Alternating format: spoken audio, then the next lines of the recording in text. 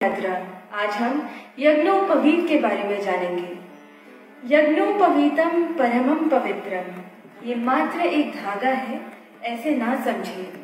जब एक मानव अपने दाएं हाथ को सर के ऊपर से लेते हुए अपने बाएं कान का स्पर्श कर पाता है, तब वे यज्ञोपवीत धारण करने के योग्य हो जाता है।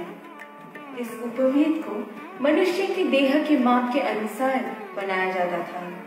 सत्य बोल, सत्य कर्म और सत्य विचार, ऐसे 3 सूत्र जो पौधों से या लोह के प्रकार जैसे तांबे, चांदी या सोना से बनाकर व्यक्ति के पूर्ण देह का माप लेकर उस सूत्र के दोनों अंतिम कोनों को लेते हुए ब्रह्मगंठ बांधते हैं। तब यह उपवीत उन व्यक्ति के देह की ऊंचाई का ठीक अर्ध माप का बनता है, यानी कि 6 फुट के मानव के शरीर का यज्ञोपवीता 3 फुट का बनता है।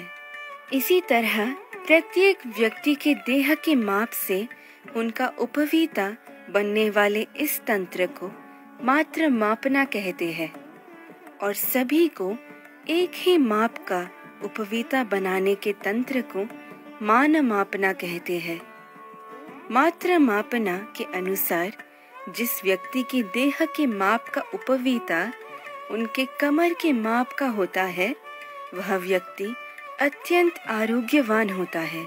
अगर कमर के आसपास उपवीता लगाने के पश्चात भी कुछ सूत्र बच जाता है, तो उनमें कफ यानी जल और पृथ्वी तत्व अधिक होता है, जो कमजोरी बताता है। यदि सूत्र के माप से ज्यादा पेट बाहर आता है, तो उस व्यक्ति में वात यानी वायु तत्व अधिक होता है, जो उनमें शुगर और ब्लड प्रेशर के कारण बहुत सी बीमारियों के संपर्क में आने की संभावना बढ़ाता है। इसी तरह इस सूत्र को हमारे आरोग्य मापने के लिए भी उपयोग किया जा सकता है। दोस्तों, इस उपवीता को कोई जाति या पंथ भेद नहीं पता।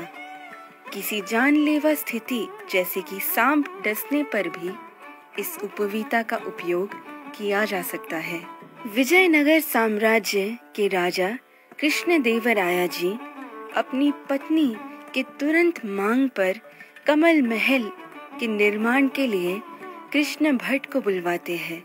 तुरंत किए जाने वाली मांग के कारण कृष्ण भट्ट अपने यज्ञोपवीता के उपयोग से महल के माप लेकर एक अति सुंदर कमल महल का निर्माण करते हैं। कहते हैं इस महल के माप से ब्रिटिश भी चौंक गए थे और आज तक इसकी सुंदरता और दोष रहित वास्तुकला की चर्चा होती है। धन्यवाद। तत्परा अहोरात्र।